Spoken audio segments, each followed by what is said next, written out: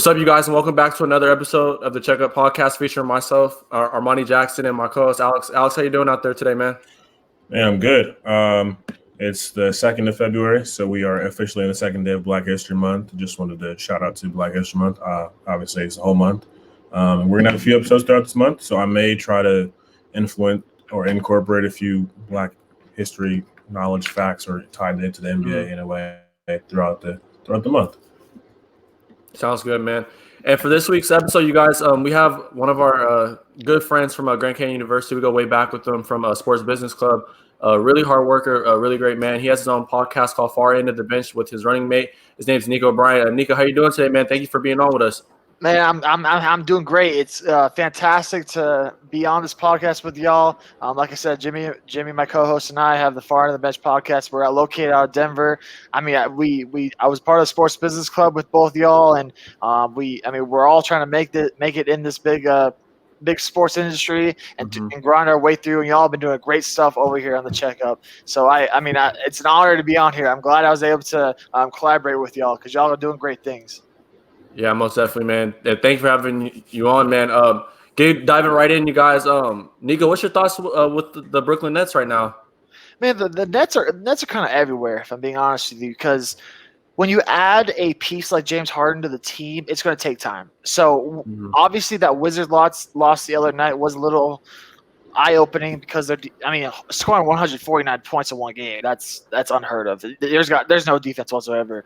But with their coach and with Steve Nash and Mike D'Antoni and Amari Stoudemire being a part of that coaching crew, I think it's just going to take time to gel because we saw it with the big three in Miami. They did not click right away. It took a month or two before they hit their full stride. And with this team, you have three stars: KD, Kyrie, and James Harden. All can get you a bucket no matter how it is. When it comes to defensively, that's where the struggle is. I mean, losing Jared Allen, I don't know why that was part of the deal in the first place. If you're able to keep him, they should have kept him.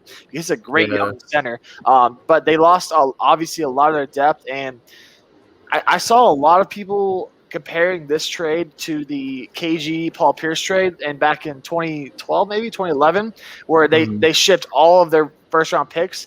And it's a different story in this case because James Harden technically is in his prime, but you got to win now. You have to win now if you're Brooklyn. And when you have those three stars, I still think they're the best team in the East right now. But when going forward, they're going to have to step up defensively. But I mean, Steve Nash, I think he is one of my favorite coaching hires this season. And if I know anything about Steve Nash, he's going to get them going. So it's just going to take time to develop. I'm not too worried. You're going to have your bumps in the road. Yeah, that's true. Alex, what you think going in right now? I think that because Brooklyn is a team with three major superstars, and because we all know what each one of those guys collectively can do on their own, there's a lot of stock put into every single game for them. Every single game is treated like it's a make or break, or like you can't really. They're not allowed to have a game off or so. But I just want to say to Brooklyn's credit, Brooklyn's won a lot of games, a lot more of their games than they've lost since the James Harden trade. Obviously, they lost the first two and with Cleveland, and they lost another embarrassing one to the Wizards. I think it's more about the fashion in which they're losing.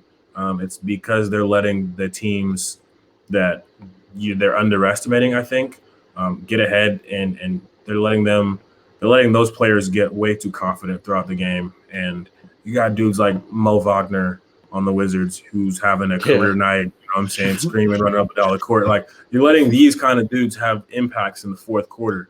Hey, Mo Wagner was nice in Michigan. He's still Michigan. I'm not trying to disrespect. I'm not trying to disrespect him, but I'm just saying, like I haven't seen him have that kind of game since Michigan. Like, that's just all I was saying. When he was best. And I think what Steve Nash sums it up best is that like the team is still trying to figure it out, but I think when they choose to put in the effort, you'll see more of the results. Because for a team to be the number one offensive rated team in the league and also be ranked number two defensively, second worst defensively.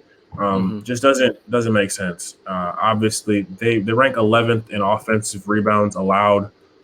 They rank 10th in assists allowed. They rank 15th in steals. They don't do a good job protecting the ball. But I feel like those things, like you said, are just effort.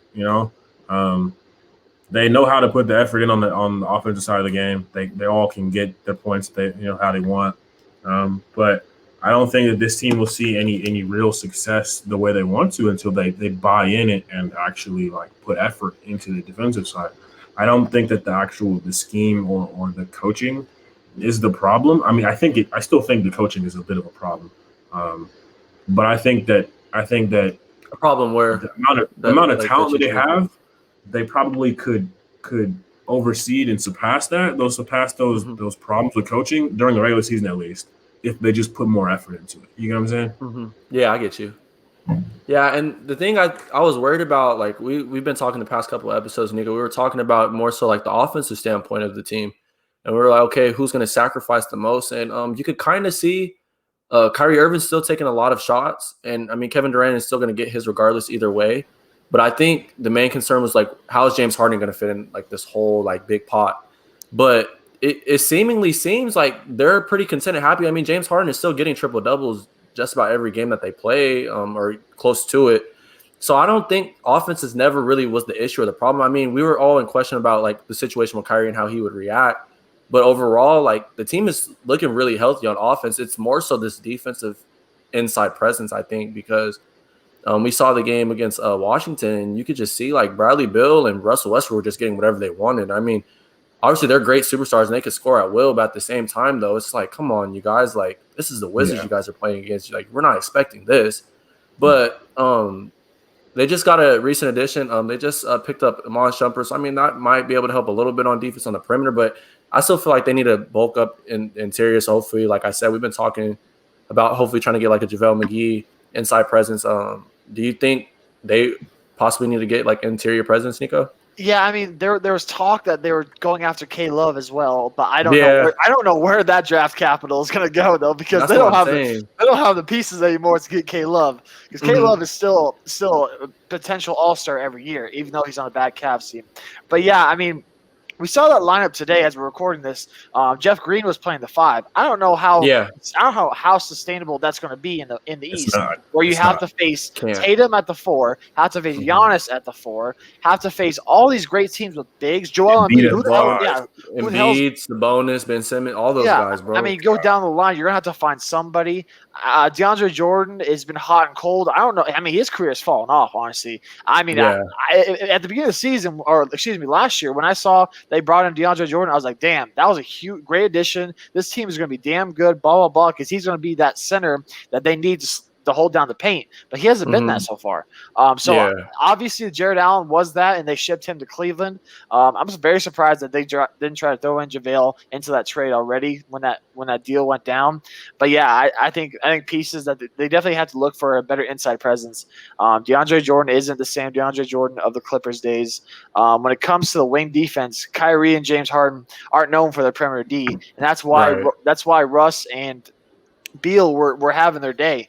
They can give you a bucket on the other end every single time down the floor, but do I trust Kyrie on the other team's best point guard every single night out? No, I don't. When it comes to Harden, he's known to fall asleep on defense too.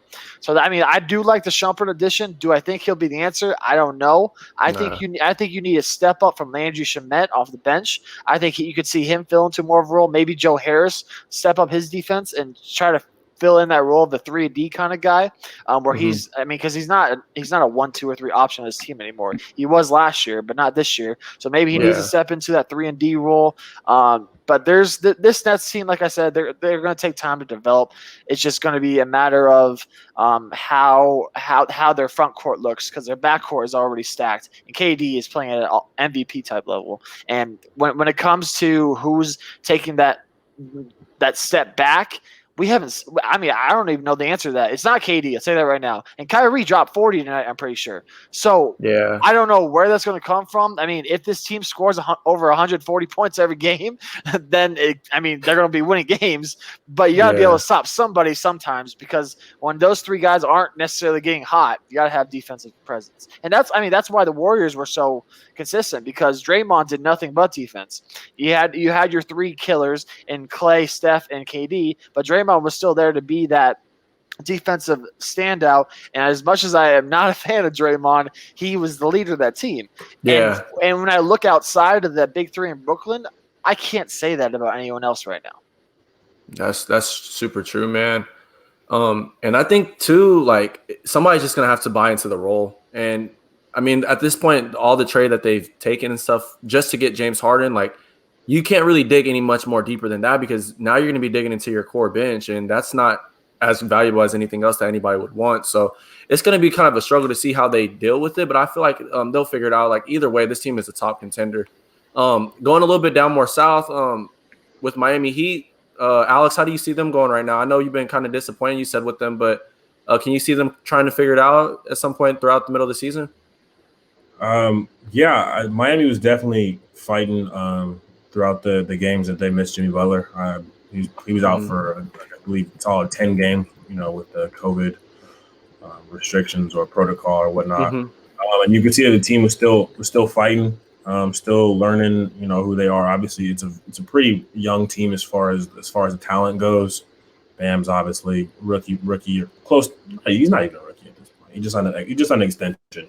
So he's like a 3-4 year in player. Hero, none. These guys are still learning them. I can see that Spoelstra is definitely having an impact on them. And their development is getting good. That's one thing that Miami's known for is culture. Being able to have a culture and build that up. They definitely need to find their footing, and I'm hoping that now that Jimmy's back, that they'll be able to get some of that system or identity back, because they haven't won a game back to back since. It's been a minute. Wow, it's been a minute. Yeah, every game they had 3 L's back. They took 3 losses back to back, and then it's been a win-loss for about the last 8 games. So they haven't really found a rhythm. They've got out of they haven't been on a 5-game losing streak like they were on before, but they haven't found their rhythm. They haven't found that identity or that system that works. I do think that Jimmy not being there is a big part of that, because obviously he's a lot of the motivation and the communicator on that team. And kind of the push that makes them go. So I still believe that they have what it takes to still be a potential playoff team, but they do need to kind of start figuring it out. Nico, what you think? Yeah, I mean, with the Heat, they're I think not in my opinion, I think they are the most COVID-plagued team thus far this season. They've been hit by the worst, and they're very injury-bugged as well. What we saw was so effective in the bubble with the Heat is they're a very young team for a reason. And all those young guys, I was saying this on our podcast actually this week, was that those young players had an advantage in the bubble because they were in the same place in it, like an AAU style. All these veterans and everyone are used to going on the road, having to do a plane ride, being in different arenas, and having to take care of your body in different ways. These young guys haven't done that in 12 months. So it's been a fat minute since they've been able to do that and have these long road trips where you're going to across the country for 2 weeks at a time. They're not used to that yet, and that's where the Heat ran into the problem. Here, you got to give the Heat time to develop. Do I think they're as good as they are last year? No. I think they're in the bubble that was a little added bonus with them, but they definitely still are a contender in the East, because I mean, if they are that 6 through 8 seed or 5 through 8 seed, they're still on upset watch in my opinion. If they match up with a team like the Sixers, you can throw Bam on Embiid, you can throw Jimmy on Ben Simmons, so they match up well, still good with some of the teams in the East, but they got to get Tyler Hero, Duncan Robinson, Dragic especially, get Kendrick Nunn into the mix, Kelly Olynyk, all these guys that are role players that were shining in the bubble are kind of taking a step back. And when Jimmy was out, that's what they were expecting from them, and that's what they didn't get, unfortunately. So I think this Heat team will be fine. Like Alex said, the Heat culture is something different. Spo knows what he's doing down there. He'll get those guys going. It's not a sprint. It's a full like marathon. It's not a sprint. It's not a sprint. It's a marathon. So as long as you keep your guys healthy, keep the team together, and work towards getting the playoffs and being in that picture, the Heat will just be fine. Because in my opinion, Spo is the second best coach in the NBA behind Popovich, in my opinion. Because Spo has been. Fair. Because Spo is, whether it be taking LeBron and D-Wade and Bosh, or revamping that team when LeBron left a year after and still making the playoffs, and then doing what he did in the bubble last year, Spo knows what he's doing. This Heat team just got to get healthy, get everyone back together, and I expect nothing less from a Pat Riley-led team, especially because he knows what he's doing down there in South Beach. Yeah, and I just want to jump in because I know I spoke last, and I like to be as correct and accurate as possible. I was looking at the wrong end of the stats when I was talking about the Heat and their record. I was looking at the beginning of the season, not the end of the season, what we're talking about right now. Over the last 13 games, the last 12 games, they've won 9 of them. They've lost 9 of them, so obviously they haven't been playing great. So I mentioned that they were going back and forth. No, they lost 5 in a row. But I do see them winning the next 2 against Washington. Go Heat. Hopefully, yeah. Hopefully. They should win. They should be able to win some of the next couple games, though. Yeah, they're definitely a team for a trade partner, especially and when it comes to the deadline, because they could go out and get another point guard or another wing that would maybe be more effective down the line. Maybe they go after and get Oladipo ahead of time because he's a free agent this summer. Maybe they feel like their window is open right now and they could go out and get him this summer because he's going to be cheaper than Beal. And they could still possibly get Oladipo into that mix, and there'd still be contenders out there because Oladipo's no scrub still. So the Heat have options. Yeah, and the thing too, they have good trade assets too. You got Duncan Robinson, Tyler Hero. I feel like they want to keep Bam just to grow for the future in the interior presence, high energy motor player. Kendrick Nunn. They have a lot of good trade assets, and I feel like too. I think their draft capital is pretty good, so they should be solid in that mix if they're trying to make a trade or make a move. Because Iggy, he's a good leader, but at the same time, he's really old now, bro. And it's not as effective as it used to be. And then I feel like too, when they lost Jay Crowder, it kind of hurt them a lot because he was a really strong defender on most of their perimeter guys that they had to go up against. So it just depends on how they want to play it all out. And I feel like Pat Riley, he knows, he's been in the business for a long, long time. So he'll know what to do. But with Jimmy Butler though coming back, your only hope is that he just leads this team and creates an effective environment like he did in the bubble. Because, if we look back at the bubble, Jimmy Butler, he might have wasn't the leading scorer every game, but he was that driving force that continues to motivate his team. Tyler Hero got confidence, Goran Dragic got the ball. All those guys were just feeding off of the energy of him. So I feel like they'll be okay. I want to see them hopefully win more games because, a lot of people going outside of the bubble, they were like, okay, the Heat aren't going to be able to do it again. But you kind of look for those teams that are being slept on and doubted against just because you want to see them do it again. So we'll see how it goes. Looking at Dallas Mavericks, though, with Luka Magic and them, they've been on a bad losing streak the past couple of games, and it's not looking too good over there. Alex, what you think? I think that if you are a Mavericks fan, that I would say it's not time for concern. It's not time for concern yet. If you're just an observer from an outside, why does Siri keep popping up, bro? If you're viewing from an outside perspective, where your heart isn't involved in it, isn't invested in it, I would say it's time to be a little bit worried. It's time to have a little worry and a little caution. The West isn't a place that you like to play around in. Okay, right. From the beginning of the season to the end of the season, you have to go out and consistently give your best because the West will eat you alive if you don't. And so, with them having the record that they have right now and being in the position they are right now, it's not a very good place to be. Also, what's really sad is because every time we talk about the Mavericks, it was always like, okay, well, Porzingis is coming back. We're just waiting for Porzingis. Once we get Porzingis back, you get your 1A, 1B. You got your two. Every team needs two players. Well, they got Porzingis back, Right. and so far it hasn't made a significant difference. They've lost the last 6 of their games, albeit to pretty good teams. Obviously, Utah's number 1 in the West right now. Phoenix is a solid team. Denver and Houston, but that's still a significant. That's just a significant chunk of games to go on a losing streak. We can sit and point at things. Doncic is still giving his points though. He's still putting his buckets up. He's basically averaging triple double if you're into rounding stats. If you like rounding up, he's got a triple double at this point. Yeah, he really does. He's been effective. And I think this is another team that needs to have their GM hat on and start looking around at what deals or where they want to improve. Because I don't believe that this team as constructed, even with what they had last year and what they showed last year in the playoffs, that this team as constructed was enough to be a real force in the West. Obviously they have 2 all-star legitimate players, but from that number 3 on down, it kind of gets a little wishy-washy. I mean, Kleber is a decent player, decent minutes, but you kind of know what you're expecting from him. Yeah. Tim Hardaway is Tim Hardaway is still Tim Hardaway that he's been in the league the whole time. Like, what shots he's looking for, what he likes to pull up and do. This late, like I'm not saying I know the game of basketball enough to critique people, but from what I've seen, Tim Hardaway's game hasn't really progressed since he got to the Mavericks. He's still the same guy he was on the Knicks.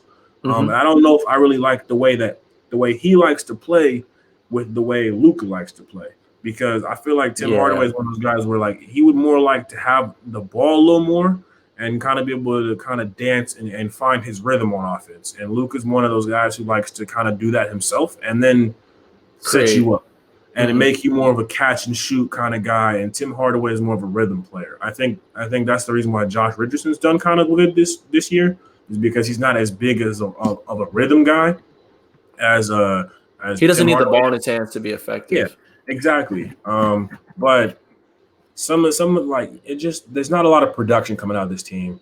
Right. I mean, the point total, not every team has to have a high point total. But even just a team with assists, aside from Luka, there's only one other player who averages more than 2 assists on the team. There's nobody who's averaging double digit in rebounds. Like, that's concerning. Like, very concerning. For no one on your team, for your point guard to be your leading rebounder is a very concerning thing. So I don't know I'm not sure which direction I would point them into if it was me, but a player like Boban, or just a name, Boban Marjanovic, just a name people like. I'm putting them on the trading block just to see if someone wants to pick him up, because he's not doing anything for you. If he's gonna play 7 minutes a game out of the 14 games he started, giving you 4 points and 3 rebounds a game, what's the point of having him? That's just a waste of a roster spot. So I would say they need to go out and start looking for, I don't know, maybe bring back Dennis Smith Jr. I don't know, just bring back somebody that can put the ball. They miss Seth Curry for sure too, because I mean, if you look at that team, bro, like the 3-point percentage isn't as good. In my opinion, it's not as effective as it was the year prior. With Seth Curry, like he was just able to knock down shots off the catch, off the dribble, whatever it be. But then too, you get Kristaps Porzingis and he gets injured, but then he comes back and you don't know if he's fully healthy, if he's not healthy. But his liability is on defense, because, I mean, we see Kristaps Porzingis at times. He's 7'3", but he can't even guard centers at times, bro. Like, going up against guys like the top centers we see in the league today, like Embiid and Jokic, like those guys, they'll be able to just bully him all the time, bro, because, like, it's not that he's, like, weak or nothing, but, like, I don't know, he just doesn't fit in that area, like, inside in the post or whatever. Like, he doesn't have, like, effective post game of defense to, like, get a stop all the time. So it kind of raises concern, especially in the interior, because I mean, Willie Cauley-Stein, he's good, but he's not no great center where you can be like, okay, let's get the job done with you. So I think there's kind of concern there. But besides that, it seems like Luka is becoming very frustrated just by the fact of them losing games. And like, despite his performances are great and stuff, and the grand like shows that he could put on for fans and stuff, but I feel like he just needs probably another like potential, like just another shot creator or potential creator that could help him out. Because I mean, Trey Burke, like, and guys like Jalen Brunson, like, they're good, but like I said, they're not enough like quality to like get you an effective win as would like just him with another person. Niko, what you think? Yeah, I mean, this Mavericks team, they've swung and missed on a few free agent centers over the years, whether it be DeAndre Jordan, DeMarcus Cousins, the list goes on and on. They've been looking for that big man to secure the middle, because ever since Tyson Chandler left way back when, they have not had a good center to get rebounds on a consistent basis. Porzingis, you got to give him time to get back fully healthy, because the injuries he's had, those are tough to come back from. It's going to take time. But the one thing with this Mavericks team, I think, Monty, you hit it right nail on the head, is they need another running mate with Luka. They need another either wing or another guard alongside him, because what teams are doing right now and why Luka's so frustrated is because teams are making everybody else beat you besides Luka. Right. They're saying, I'm going to make sure Luka doesn't beat me. I'm going to see if anyone else can do it. And they haven't been able to. Porzingis can't do that. Maxi Kleber, I mean, he's hot and cold, but he's not a starter on a contender in the West. That's facts. The Mavericks, I think some players they got to look out for. A team that could be shopping some players because they're trying to get younger. Maybe go after Steven Adams there down in New Orleans. I think that could be interesting. Put him in the mix. Maybe a guy like – I'm trying to think. Maybe Oladipo, throw him on. Maybe get a cheap deal there with Houston. He's viable, yeah. Viable. They got to get another wing player, and then they have to secure the middle, because, like I said, Alex said it correctly. Luka's leading your team in rebounds. Something's not going right. Something is not going right. Your point guard, your point guard should not be your leading rebounder. He can be your leading assist man, but not your leading rebounder. That means Willie Cauley-Stein is not doing his job. That means Max Kleber isn't doing his job. Porzingis, who's 7'3" almost, can't get a rebound to save his life. Although it's only been 10 games, give him that a little bit. But like, the Mavericks have to look elsewhere, because, like I said, losing Seth Curry, that gave another option on the floor where Seth Curry was almost like green light every single time he had the ball. Because you could expect him to at least knock down 3 or 4 threes a game. And on this roster, Tim Hardaway's hot and cold. Jalen Brunson is not known for his three-point shot, and Trey Burke is hot and cold too. I don't trust any of those guys like I did Seth Curry. So that's where they got to find another shooter on the side. Maybe JJ Redick, because he's been known for shopping too, because there's another option on the offense that'll help you. But like I said, the Mavericks, Luka is a perennial all-star for a reason. He knows what he's doing, but you just got to get him running mates that play a consistent basis, or else teams are just going to throw double teams at him and make Maxi Kleber and Trey Burke beat you. Yeah, that's super true, bro. And I think they'll figure it out too, just because like Luka, like, you don't come up with talent like that out of nowhere, bro. So they're gonna have to do something. Like, Dallas has to make a move in order to keep him there, because the dissatisfaction of a player now is pretty bad, bro. So we have to make sure like that you ensure good players around him, so like he doesn't become frustrated or wants to leave or whatever, Well, Mark Cuban also said that he's going to divorce his wife before he trades Luka. So I don't think Luka's going to be on the leave anyways. He'll be there. Luka's a lifetime Maverick. It's just they got to get some help. Yeah, hopefully, bro. So hopefully it comes up. Before we get into our main topic,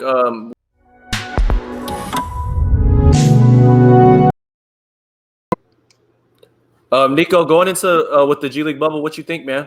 Yeah, I mean, the G League bubble is going to be interesting. Like we're seeing a lot more younger stars, guys coming out of high school. I think that's a nice added bonus with it. A lot of these high schoolers are familiar with AAU ball, so it's going to be in their natural habitat, basically. So they're very familiar with it all. I think it adds a new aspect. You're going to see more fans watch the games.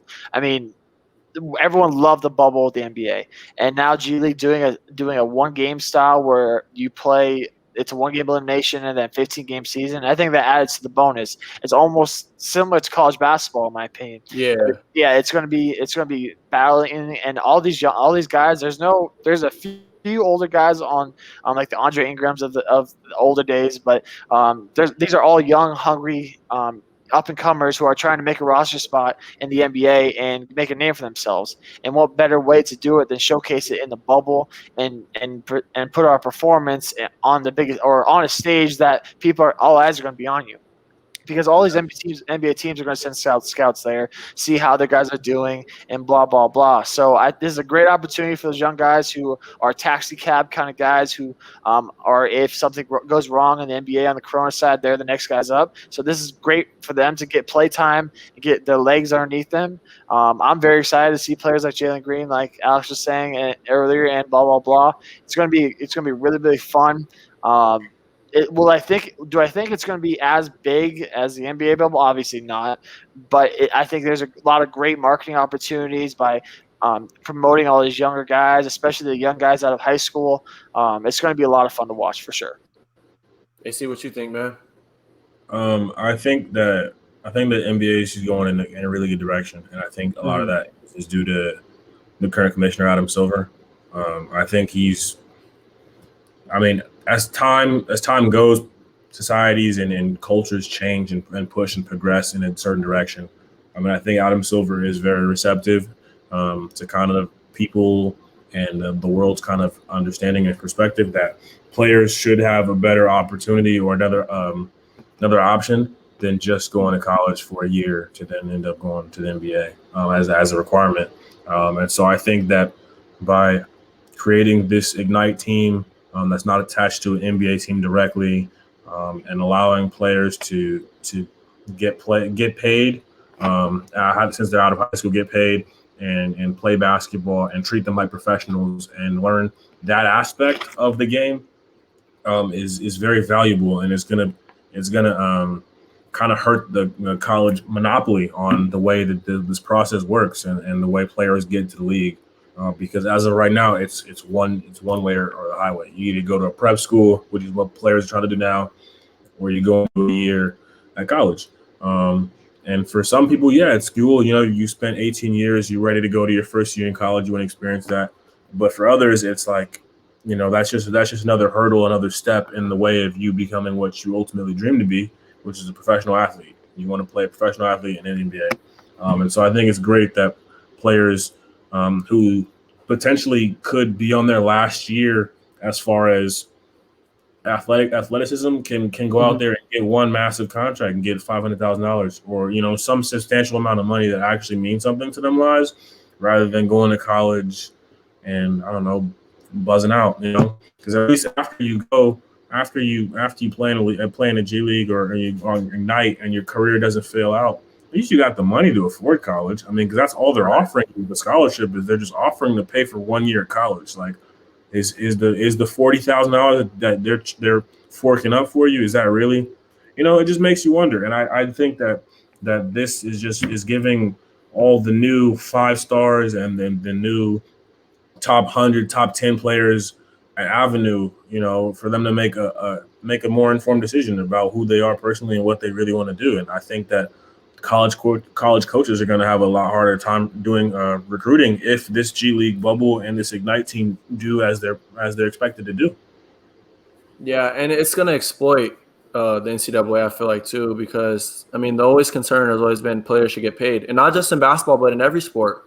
And so there's growing concern that we see now. It's like these people need to get paid, and these people need to be rewarded for the things that they do, not just for the institution, but for the game of basketball as a whole. And if you notice too, like we have these 5-star athletes, like we've seen Zion Williamson, he brought in hella money for Duke. Imagine if Zion Williamson played in the G League bubble, how much money he would have made possibly for just the G League as a whole. It would have been stupid ridiculous. We wouldn't even probably be having a conversation about Duke or ever, So I think the main concern that we have to see and focus on is that you get a cluster of talented athletes, 5-star prospects from all over the world. You got Kuminga, Jalen Green, Isaiah Todd, Kai Soto, Daishan Nix, and then accumulate them with OG guys like, Jared Jack, Brendan Ashley's played at Arizona. He's been through the league a couple times. So, you put him around experience. Brian Shaw as their coach, like you're giving them that NBA environment. And so they're able to get into the league now and compete against guys that play in the league and stuff like that. And then when it comes draft time, they'll be more NBA ready than they would be in college, playing against people that are the same age as them and play the same type of style, a team-like aspect, but this is actual NBA lifestyle for them. So I'm very fascinated by them. I've been trying to keep up with them. I mean, their clips and like their highlights and stuff, they're very limited just because, you know, they were up at Walnut Creek up north in California. But you can see like the innovative change that the league is trying to go into rather than just, you don't have to take this college route anymore. You can try to go to the G League and hopefully it works out for you. And if it's successful, I mean, you have a chance to just get drafted straight from the G League or get called up for an assignment, whatever, be it so. So I think it's a good idea. Going into our main topic, though, NBA All-Star voting just started for starters, I believe. Alex, who you got for your starters for the West and the East? Oh, my God. Man, okay, I'm not going to lie, bro. I struggled with this. I feel you, man. I struggled especially with the backcourt, bro, because we all backcourt 2 spots and it gets real tight, and it just kind of comes down to who you like. So for my all stars as of now, let's start with the East. In my front court, I got Kevin Durant, Joel Embiid, and Giannis Antetokounmpo. I don't think that there should be anything that is super crazy or surprising from that.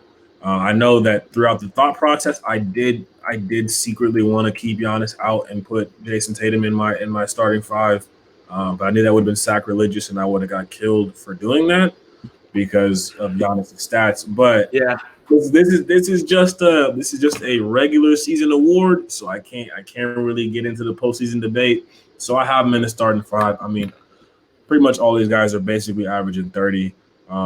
They're all shooting above 50%, which was really the deal sealer for me. Your field goal percentage to be over 50% is nuts, and you're averaging almost 30 points. So those are my front court, and then my back court, my guards, I had put the boy Bradley Beal 35 points a game. I mean, come on, man. I don't care if you're the worst team in the West. I think this whole notion of prioritizing winning over being an all-star is ridiculous. Is an all-star. Are you an all-star? Are you one of the best players? I don't care if your team's not winning. I don't care that you're the worst team in the East. You're averaging 35 a game. Is there anyone else averaging 35 a game? No. Well, then you're an all-star. If someone else was averaging 35, then I can make the argument that you aren't because you don't win. But that's not what this is about. So I have Bradley Beal, and then I chose to put Trae Young as my second because he has the Hawks doing well. He's averaging 27, 9 assists, about 4 rebounds on 44% from the field. I definitely could have gone Jaylen Brown with this pick. I definitely thought about it, but he's still going to be an all-star regardless. As long as he's an all-star on the list, I don't care whether he starts or not. For my West, I've got big man Jokic at the center, and then I've got the 2 LA stars, Anthony Davis and LeBron James. I think most of that talks for itself. I would have put either Paul George or maybe Kawhi at one of those spots, but those guys don't play enough games for me, and they haven't shown me enough of the consistency.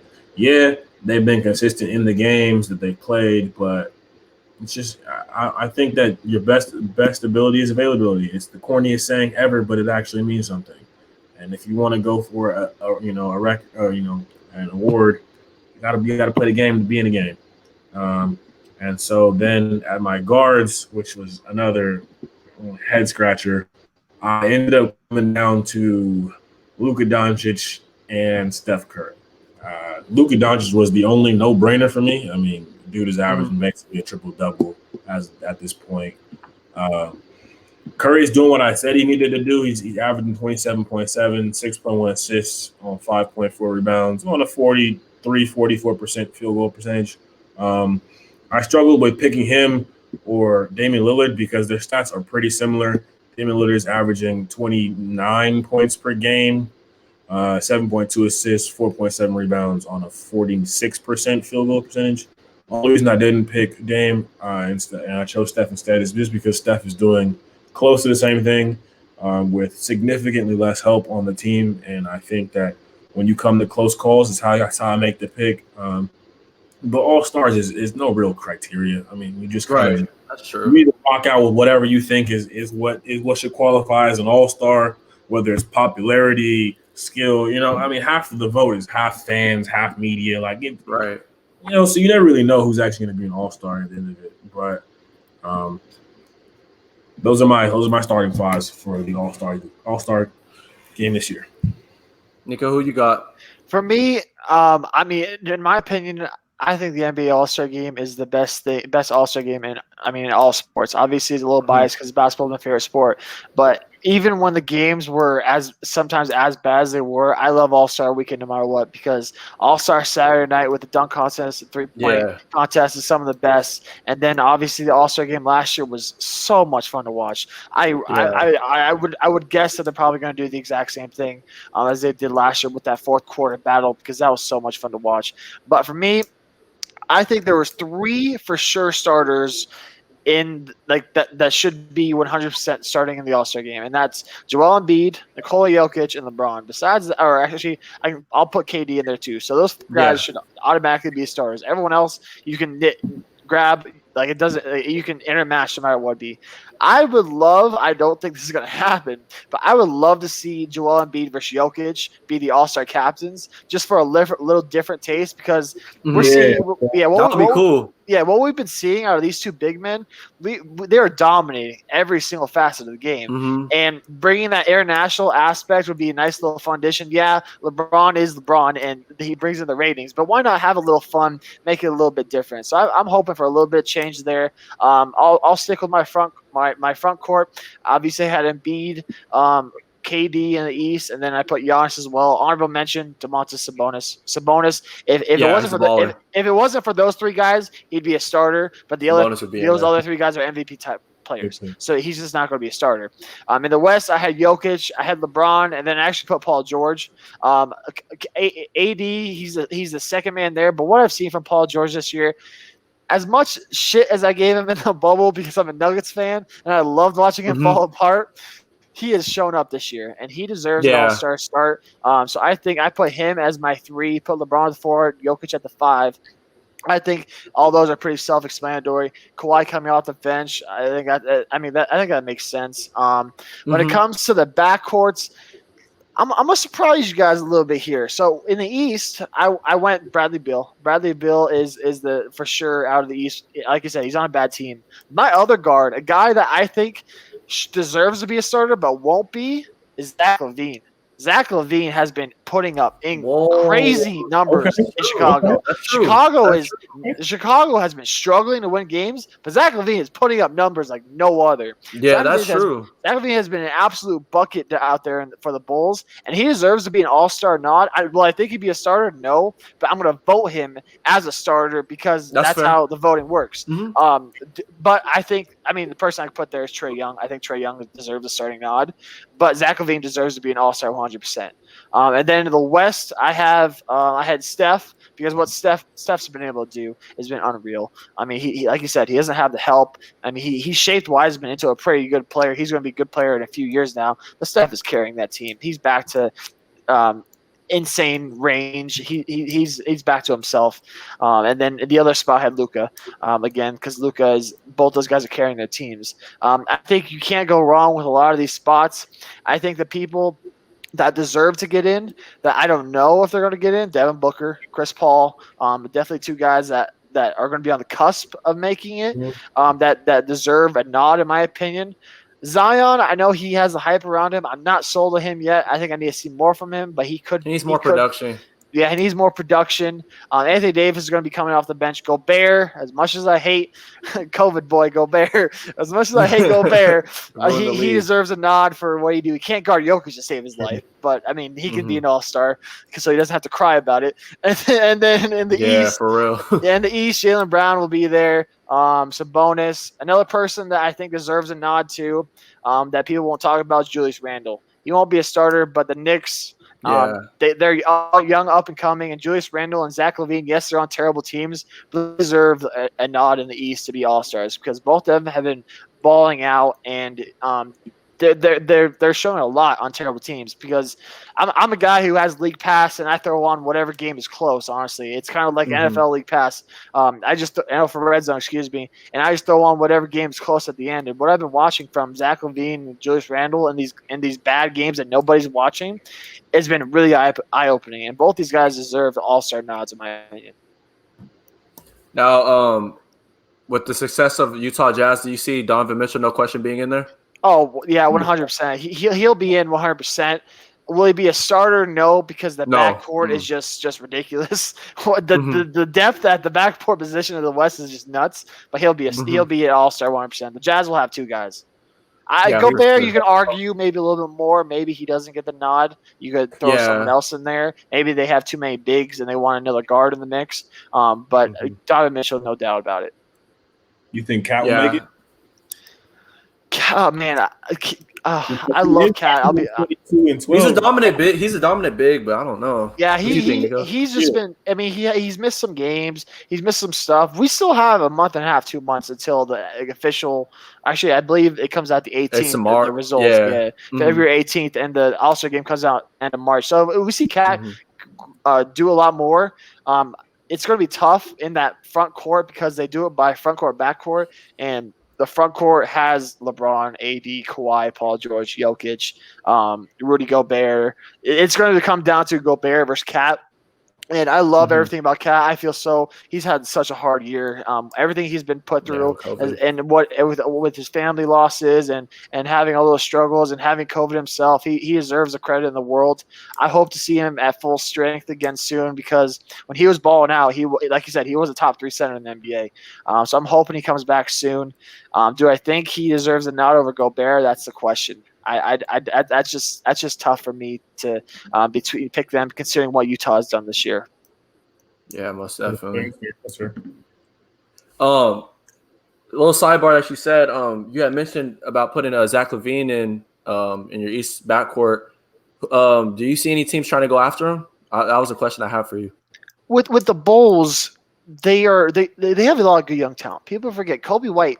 Stud. He's going to be a good point guard in a few years. Wendell Carter is going to be an absolute stud. If Marketing gets back in the mix, I mean, everyone, including myself, hated the Patrick Williams draft. I thought I thought they should have got Obi Toppin. I thought he would have been a beautiful mixer, but he's shown out. He's played very well. So, I mean, he proved all of us wrong. So, the Bulls have the young talent. They could move on from LaVine, but like I said, the East is open when it comes to 7th and 8th position, especially with the playing game this year. The Bulls have a shot to be a 9 or 10 seed and then try to fight their way into the playoffs.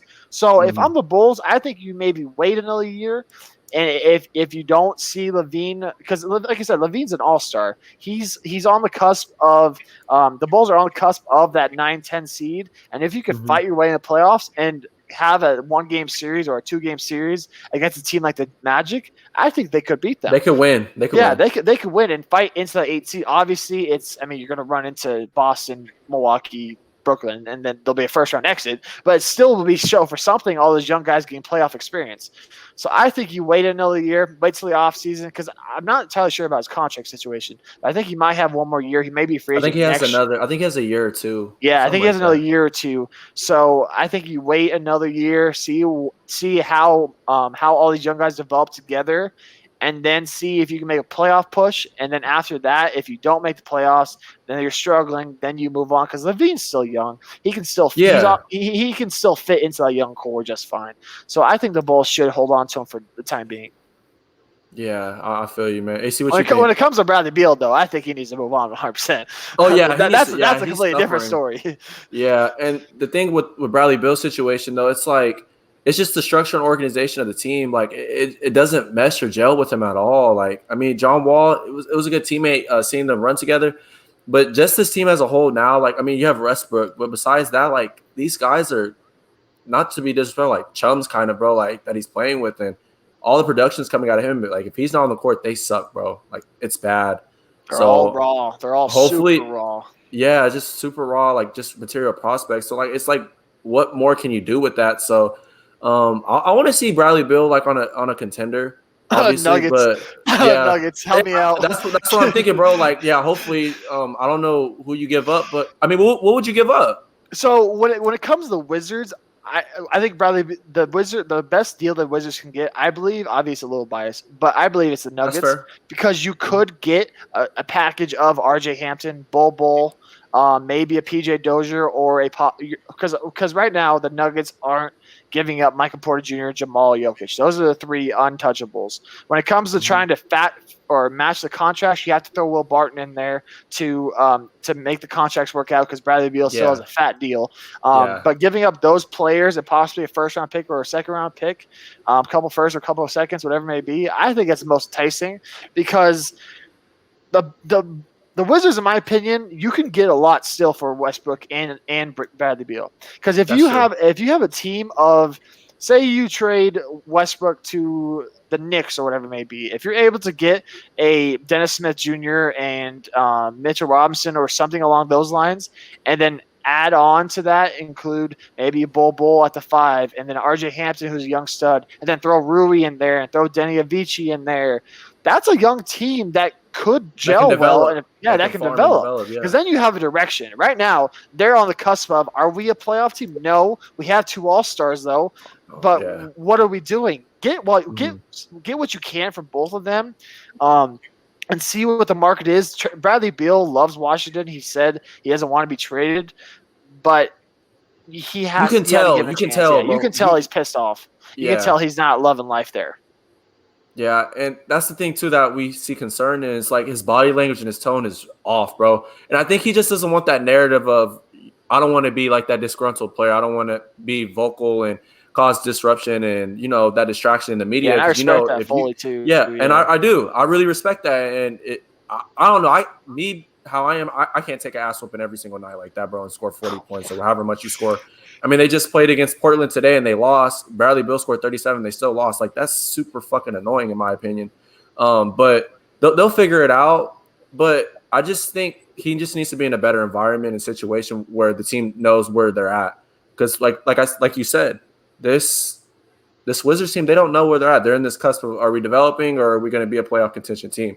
I don't really know where they seek themselves at, but they can get a lot of value out of those 2 players. So hopefully we can see that. Yeah. So, Niko, we thank you for being on our show today, man. Be sure you guys to check out their show, Far End of the Bench podcast. We just thank you for all you've done for us, bro, your support and continuing to just stay and connect with us.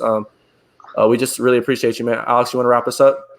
Oh, yeah, I'll say one more quick thing, but thank you. I really appreciate it, man. I love talking with y'all. I went to the Suns games with y'all, and that was so much fun, man. Mm-hmm. And obviously we're all over the country now. Me in Denver, Armani, you and Cali, and then Alex in Arizona. We're all over, but I always love talking hoops with y'all because you guys have great minds for the game, and it's a lot of fun always. But yeah, myself, you can catch myself and my co-host at Jim Pilato at FEOTB Pod. We're on YouTube or Far End of the Bench podcast. Subscribe to us as well as subscribe to these guys. So if you see that subscribe button wherever it is, click it, click the like button, do all that good stuff. But yeah, our episodes come out Friday, and then we have an interview coming out our normal episodes come out Wednesdays, and then we have an interview with a Super Bowl champion coming out Friday. So that's gonna be really exciting. A lot of good stuff from us. I loved being on this, love talking with y'all, and talking hoops because it's always a pleasure. Yeah, thanks, man. Wrap us up, Alex. I just wanted to end this with a quote from Kobe Bryant. The most important thing is to try and inspire people so they can be great in whatever they want to do. If you made it this far in the podcast, just leave you a little tidbit. Just continue to give back and put good energy into the world, and continue to just help get people to see what they don't see in themselves, and that will return to you in a tenfold, and people will see what you can't see in yourself, and it'll go back, and what goes around comes around. So just keep that in mind, and remember that we're all one. We're all people's brothers and sisters, and we just all need a little leg up in this world. Yep. Rest in peace, Kobe. I've had this jersey on my mantle all week because of the passing this past week, and just live life to the fullest, y'all. Live life with the Mamba mentality always. Definitely.